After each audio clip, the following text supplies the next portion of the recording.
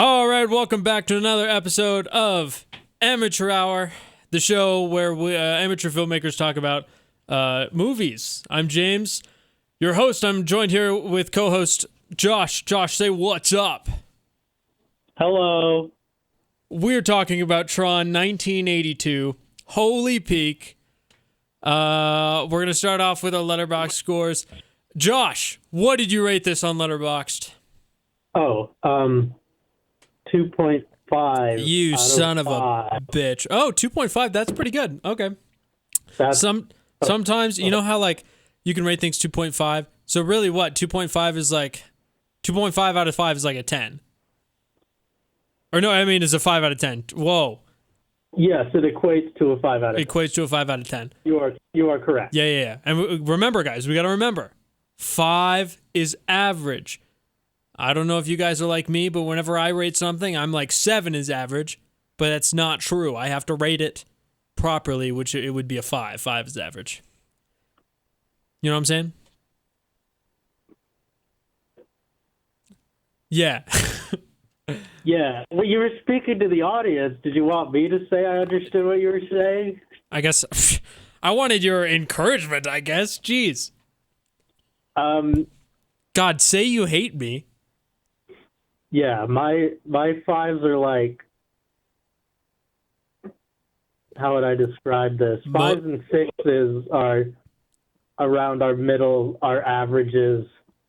Yeah. Like a 6 would be a mid movie. Whereas 5s are more so towards just the middle of not being good or bad, or they kind of lean more bad. Yeah. My Letterboxd is fucked. For the longest time, I was rating things on a crazy scale. I don't know what the heck I was thinking. So, like... Madam Web, 7 out of 10. Madam Web is rated as a 7 out of 10. And I think Oppenheimer is also rated as a 7 out of 10. So, I don't know...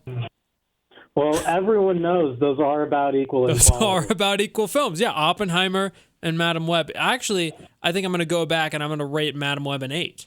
I'm going to re-rate it. Do whatever makes you happy. But I've stopped rating movies on there now. Unless it's like an actual movie. If I go and watch like a random action movie, I don't rate it anymore. I just like it and put a quote or something. So TRON 1982 is just liked on my Letterboxd. But if you would like to follow us along on Letterboxd, you can go to Almost Unbiased or James Filmmaker. I will put a link down in the description. Anyway, TRON 1982, Josh. Yeah, so do not follow his letterbox. Feel free to follow mine. My Letterboxd is so fun. It's so great. So TRON, Anyway, so TRON 1982. one of the movies of all time. I thought it was great. So the movie starts off. I don't know if you spoilers. So it begins and we meet Sam Flynn, and he's vibing. He's not vibing, actually. He's not having a great time. He got fired from Encom, and now he's just he has a little, he has an arcade, Flynn's Arcade. It's very sick, big fan. I like the 80s feel. Obviously, it released 1980s too. The movie's got a great vibe. There are some characters in this film. We got Kevin Flynn. Are they characters? We got and what's really cool, they play dual characters, right? So Kevin Flynn. I do quite like this part. Yeah. Kevin Flynn has, like every user has their counterpart. So there's Kevin Flynn, and then there's his user in the Encom system, the original Encom system. And which is Clue, and then It's not there's a user, that's a program. Well, you get what I'm saying. And then there's Dillinger, Ed Dillinger, and his program is the Master Control, and also Sark. They're both. He plays both, yes. Yeah, and then who is Tron's user? I forget. That's the same as Alan Bradley. Alan Bradley, and then Alan Bradley's girlfriend, Laura Baines. Laura Baines, and what's her user? I mean program. Everyone remembers her character. Everyone remembers her. Her program is Yuri. Yuri. Oh, and then there's the dumpster guy. Yes, a lot of their coworkers in the in NCOM do also have dual roles. I'm just not exactly sure what they are. Let me see. Off the top of my head. God, why can't I remember? But most of the programs in the movie do have a user associated with them in the real world. Yeah. Which is a neat detail, and I do quite like that aspect. Walter Gibbs, and then his other character, his user. God, what is what is his program?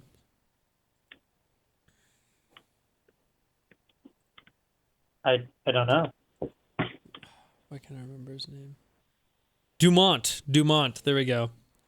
Dumont. Oh, of course. Yeah. The guy in the chair. Yeah. So let's talk about how the programs work. So there's TRON, and TRON was created by Alan Bradley to fight for the user. So basically, it's just like goes through and it's like it wants to make a better system for the user, right? And then you have Clue. I believe he's specifically, isn't he made specifically to like manage the master controller? I think, yeah, because the Master Control, Josh Wright, started as a chess program, I remember you telling me? Yes, it began as a chess program. Yes. And then Dillinger took it and turned it into the Master Control to basically, like, as a security system for NCOM, is my understanding, for the NCOM system. Yes. And the whole NCOM system was created by Walter Gibbs in his garage. Or no, the company was started. And then I believe Walter Gibbs created the NCOM system after he created the NCOM company. And then Ed Dillinger took over after he stole Kevin Flynn's video game concepts, his ideas. So basically NCOM's like a computer technology company, and they make a whole bunch of stuff, but the NCOM system is just how it's like Windows, basically. But it's specific to the NCOM corporation. And it's how their whole company runs off of it. Right. But once you get into it, it's such a complex system that like the programs actually are beings, which may or may not have sentience and free will? Question mark. It's hard to know, because it appears as though the programs can go through, like they have tasks, right? And they're controlled to do these things. Yeah. Like they have tasks that they're supposed to do, but they can just like not do them if they don't want to. And they also, the Master Control Program, I saw this thing and it's like, why does the Master Control Program make them do games?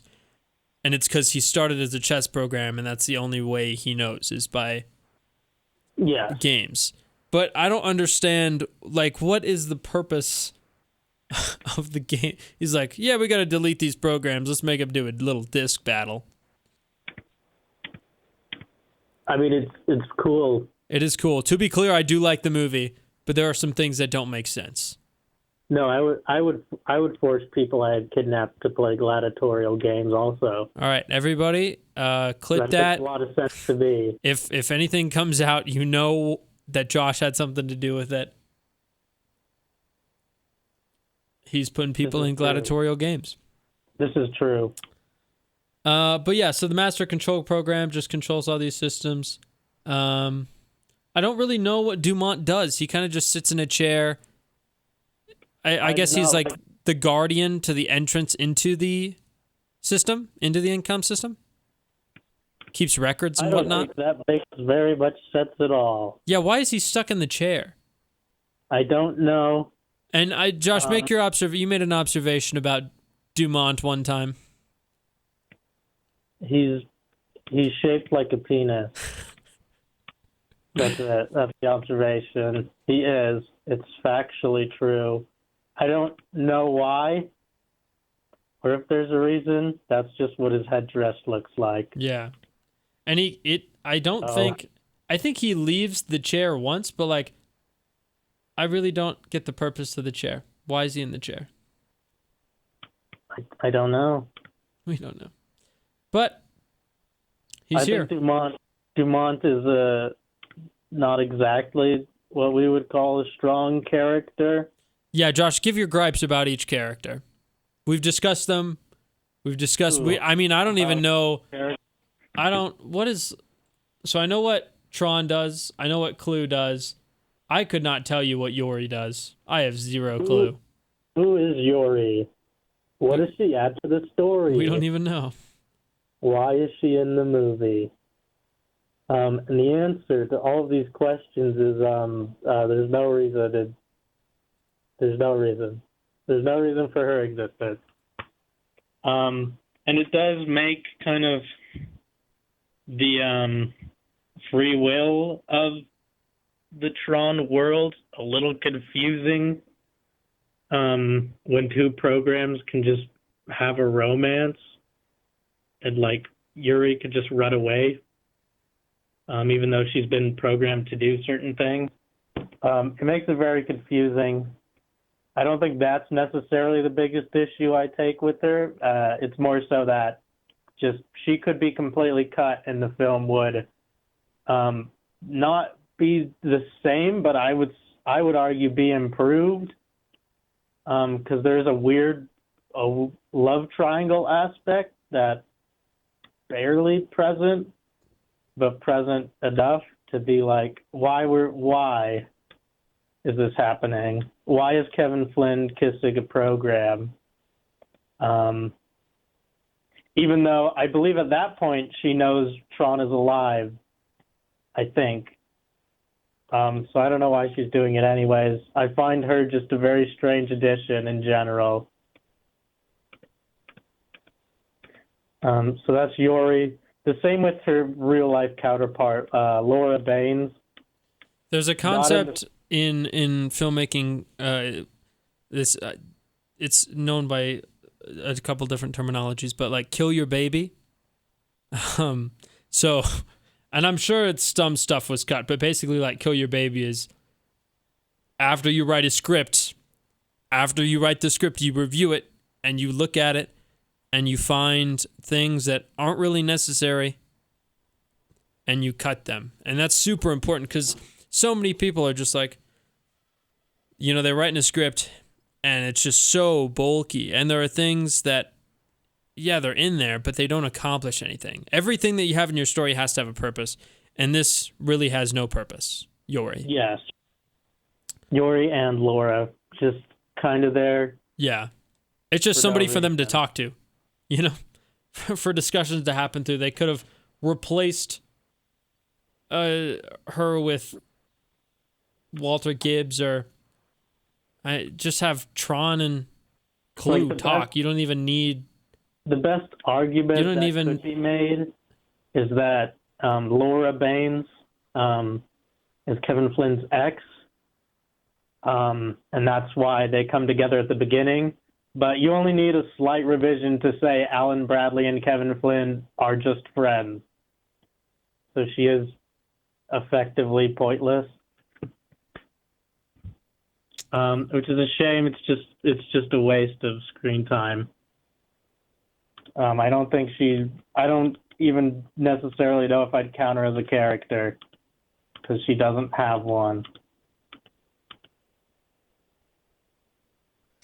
Anyways. Yeah, there's no change to her character. She's just static. She just is she's just there. And what are your thoughts on Tron? I know, so we're going to cover Tron Legacy next, and then Tron Ares. We're going to cover all of the Trons. All of the Trons, except the TV show. for right now. Because, yeah, I didn't watch that. Yeah, I didn't watch it either. But yeah, we're gonna cover those. Tron will come back later. What are your thoughts in Tron in this movie? I do like him in this movie. He's kind of I don't think he's like too well developed or interesting, but that's kind of not his function in the story. He is meant to be like he's programmed basically to be the ideal hero. And so I don't have any major problem with him. I wish there was more to him. I do wish there was more to it because he's not exactly like he's not a well-developed character. And it's not to the point where I would say like, oh, you could cut him and the movie wouldn't change. Like, no, that's not true. Yeah. You do need him there. He's important. The movie's named after him. I sure hope they bring him back in later entries. What are your thoughts on Clue? Is there anything to think about Clue in this movie? He's just a chill guy. Oh, I guess I meant Kevin Flynn. Oh, yes, because Clue dies after like a minute. Yeah. Rest in peace, Clue, man. Codified likeness utility, my goat. Good for you knowing the name, I guess. I wouldn't have known that. I like Kevin Flynn. I think he's a cool character. I'll mention things because I'll want to perhaps come back to them for legacy when we do that one. He's a guy who he's been screwed over by Dillinger, but we see like he is not willing to give up, and he does not give up easily. However long it's been since Dillinger took over and he got kicked out of the company, he's still working on new ways to get in, and he's still very like inventive. And we learn he's done a bunch of different programs and they've all failed. But he keeps trying and he keeps innovating, and I believe like he does keep improving, which is just like pretty basic character stuff, but I think it works well for him. And also one scene I really like when he's playing the disc game and he's just unwilling to kill his opponent because like obviously he's not actually an enemy of this program. And it's just like, it's just really cool, like seeing his humanity, you know, especially since like it is a world without it technically. But like he knows these are programs, and yet he's still not going to just destroy them because they're real to him. And that's just a good heroic quality, I'd say. It makes me like him a lot just as a character. So I do like Kevin Flynn. I think he's probably he's pretty easily the best part of the movie. Yeah. He's locked in. Yeah. All right, let's talk about some scenes throughout the movie. Oh, actually, wait, one last character, which like kind of relates to scenes. Ram does nothing. He's just there. Who's Ram? He's the guy who dies in the Ram tank. Right, I believe that's in my notes. Yes. Which I actually don't... Yeah, he does die fully. I do like, though, how... I don't think he adds much to the story. When Ram dies... and I actually... Does he die? Yeah, he does. He does die. He does. So after... So Tron, Ram, and... Kevin Flynn, they're together and they get put into a cycle battle. And they're going through the cycle battle and they escape through this wall. And they go out into the out past the game grid into the regular grid, and they're going through these. Basically, it's just like a storage system. Of income data, and what are the name of the ships? Ooh, the It's like yeah, I right can't on remember it. the tip of my tongue. The recognizer. I believe that's right. Yeah, so the recognizer, a couple recognizers come up. Oh, and there's also tanks, and basically, and they shoot the cycles, and then they're cooked. Yes. So then, they're going. Ram gets got, and Kevin takes Ram and gets in a recognizer that's like broken down and disheveled or whatever. And he has like the magic power. Yeah. To summon one. Because he's a user. You know what I mean? So like he gets in there and he's able to control this ship and like bring it back together. And then they take the ship, and as they're taking the ship, Ram like looks up at Kevin, who he thought was a program this whole time, and he's like, "I think this scene is really sick." And he looks up and he's like, "Are you a user?" And it's like he sees God, and I think that's really cool. Another scene. Yeah. What are your thoughts on that? I think that scene's pretty cool. I think the idea that the users are like the gods of the system, like, yeah, that's a cool idea. I don't think they do nearly enough with it. Kevin Flynn is Jesus? Yeah, or whatever. I don't know. It's just that because all the like good programs are like religious fanatics, like, oh, we're waiting for our users to save us, and it's as if like they wouldn't have had contact with the users. It's like, no, they just could have talked. They could just talk to them. Like that's something they've done. So it just feels like a strange idea to include. It doesn't quite feel like it jives with the rest of the world building to me. And I wish there was like more exploration of it for sure. Yeah. That'd be the biggest thing. Like the world building is definitely weird in this movie. Like they'll throw stuff out there and not explained in the slightest. Like the energy water. Yeah. What the hell is that? How does that work? I have certainly less of a problem with just like I don't think everything necessarily has to have like a one-to-one equivalent to real computer systems, but we do have it is a bit confusing basically. Yeah. I like the bits. The bits are cool. I don't really understand their purpose. I was about to say I don't think the bits are necessary. I think they're cool. Like, again, you got to remember everything you put in a script, everything you write.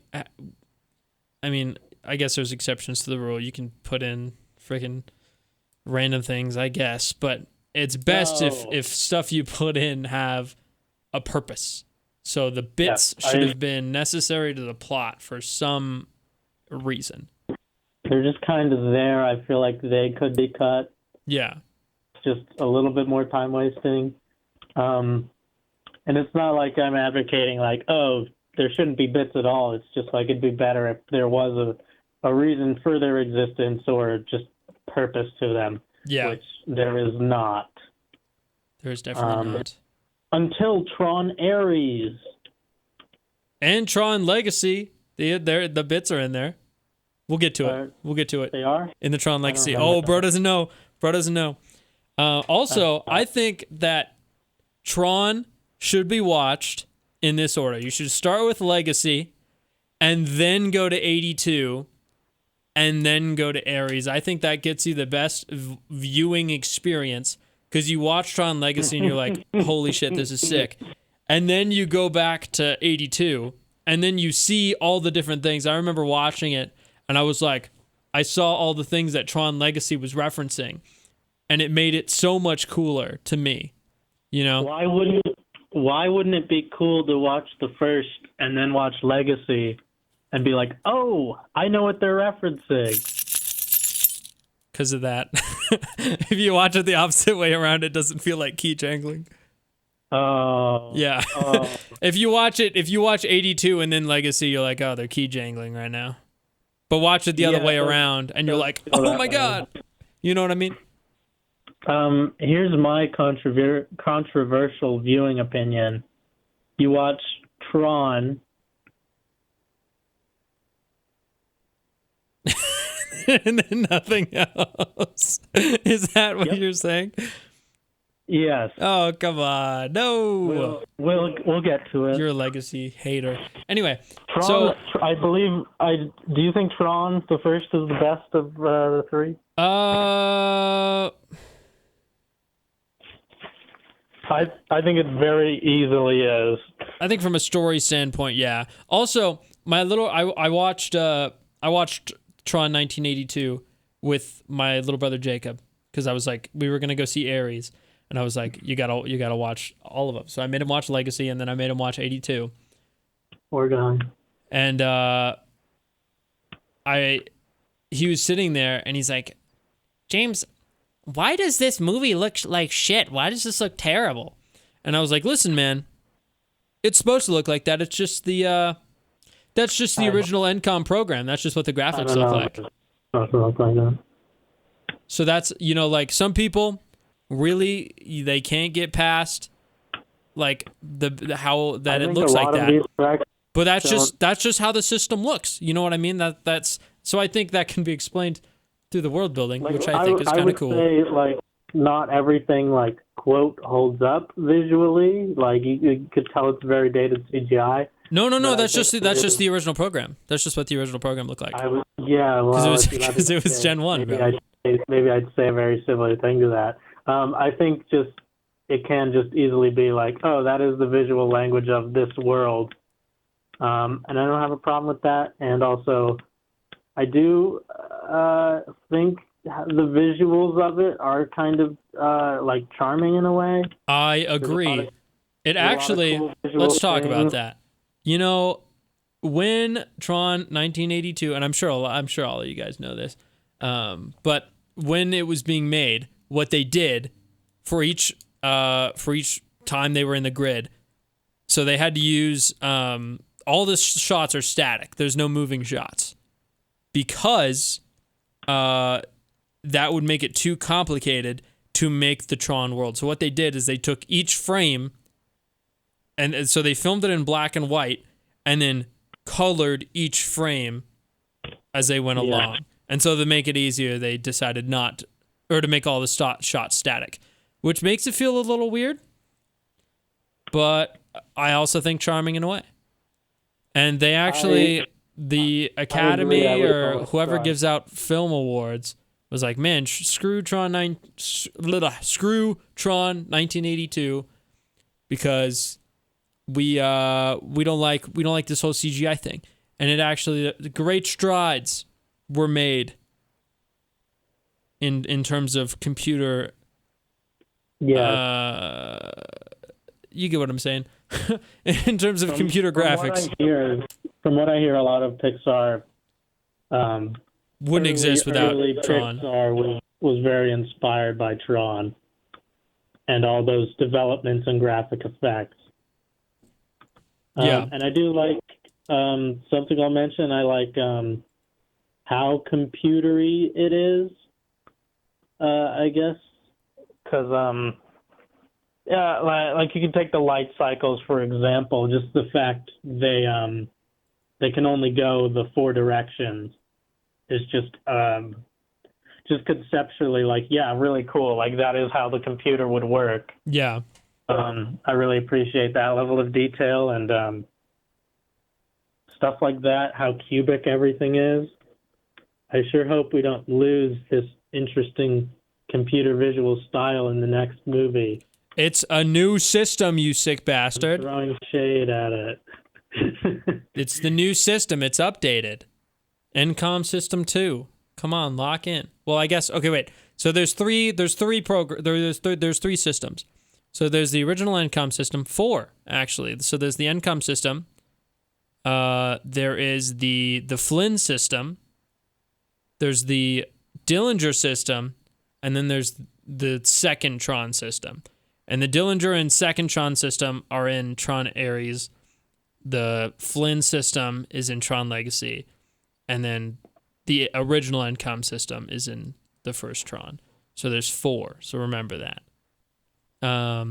Also, the ending of this movie where they're going on the carrier ship. No. They're going on they're on the Solar Sailor. And then they're intercepted by the carrier ship. Same thing happens in Tron Legacy. They just just recreate it. They're going on the Solar Sailor, and then they're intercepted. I do think part of that scene is kind of dumb because they assume Tron dies during that big crash, and then he's just fine. Yeah. And they don't explain it. They're like, oh, he's back. And then they should have substantiated that. And then they're getting to the portal, and the master control program, he looks fine up until this point, and then you see him, and he's just like a hourglass red thing, and he looks really funny. But Sark, he another cool thing, right? So there's Dillinger, right, controls the master control program. But the master control program controls Sark, who is played by the guy who plays Dillinger. So, Dillinger thinks he's in control, but he's really not. I think that's a really cool, little metaphor that's in there, Yes. Yeah. But Sark, I'm in the final battle, right? They're trying to get to the portal so that they can, get the hell out of there and kill the master control program. I like when Sark gets, grown, he gets big. He gets big. And then there's that whole fight. And I am a big fan when Tron takes his disc and chucks it towards Sark's skull and just splits it in half. It's kind of grotesque. It's kind of gnarly. I remember watching it and I was like, oh, you know what I mean? I was like, caught me off guard. What does he say when he does it? I'm the best or something? I don't remember. But he does, there's a lot of aura farming. Not as much in this one, but the aura farming in the next one is insane. But this is let's just say these movies are hype moments and aura instead of good writing. But you don't need good writing when you have aura, you know what I mean? Yeah. It's like an aura farm fest. But I will say, I think this one is okay. Here's what. The closest we've got to being good. No, the rest of them are nuh-uh. So we'll get to those ones. So Sark says, "I don't know how you survived. It doesn't matter. Prepare to terminate. You should have joined me. We would have made a great team." And he's saying this as he's fighting him. And he's like, "You're very persistent, Tron." And he's like, "I'm also better than you." Boom! Chucks the disc. Yeah. And then... It's a crazy line. But yeah, goes hard. And then he says, "Consider that a present from Ram." Because Ram's dead. That's neat. Rest in peace. I wish there was more to Ram. Would have been great. But how did you mentioned this? How Tron loses his disc and somehow gets it back to kill Stark. In both Legacy and this one, there is a moment where the main character loses his disc, and it just kind of comes back, which is Yeah. could have worked more on that. He throws it at Sark, and Sark knocks it away. And then you go, oh no, what will he do without his weapon? And then it's just on his back. And it's like, oh, well, It's back. I guess he's fine. It's just, would have been a little better without that little moment. But yeah, so then they kill, or they destroy the MCP, and freaking Kevin Flynn gets the hell out of there, and then we're on to the next movie. Overall, I think I like it. I think, oh my god, dude, the concept art is incredible. I want some posters of the original 1982 Tron concept art. I have not seen this concept art. I'll throw some up, but dude, it's actually incredible. Okay. But yeah, I think overall Tron 1982 is pretty solid. They got some cool concepts in here. There's a little bit of fat they should have cut out, but that's okay. I think it's a really charming movie that, with refinement, could go to being just good. Just be a good, Sark. Really good, solid movie. Yeah, it's a movie I enjoy. I agree. Got a lot of neat things in there. A lot to enjoy for everyone. And apparently it flopped at the box office. It did terribly. But it became a cult classic, which seems to be a trend for all these Tron movies, is they flop and then I'm sure glad none of the other Tron movies will flop also. Yeah. None of them. Wait, hold on.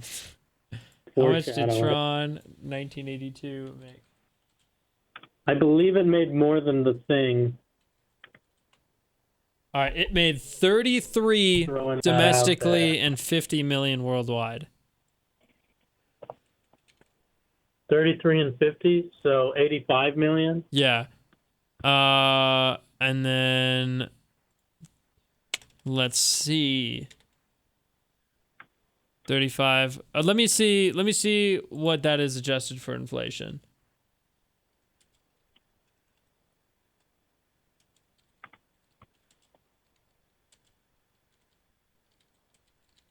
Yeah, I just double checked. Tron was a financial failure and made more money than The Thing, which is funny. Okay. It would have made $285 million today. Curious. Let me see what. Yeah. What was the budget? Probably. Ooh, I don't know. Let me look this up. We might be cooked on the budget. Oh, 17 million. All right, they cooked. Technically a flop, but they made 3 times what it cost to make. So W. Are we considering marketing? How much did it cost to market in 1982? Probably not a lot. I'm not sure. Anyway, but do you have any final thoughts on Tron 1982? I think we've said most of everything. We've said all there is to say. Tron, it's a very straightforward movie. There's not anything that's really good, not anything that's really exceptionally bad. No one will discuss Tron after this. We've had the final word. We did it. We are the experts. Everyone was wondering. We're the world's foremost and leading voice on Tron 1982.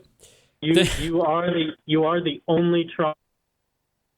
You cut out, damn it. We made it the whole show without the phone cutting out.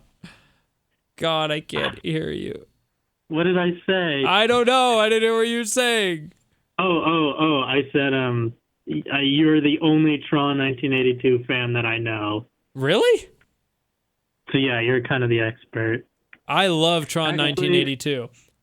I have a couple other friends. I'm a big fan. They like the other ones more.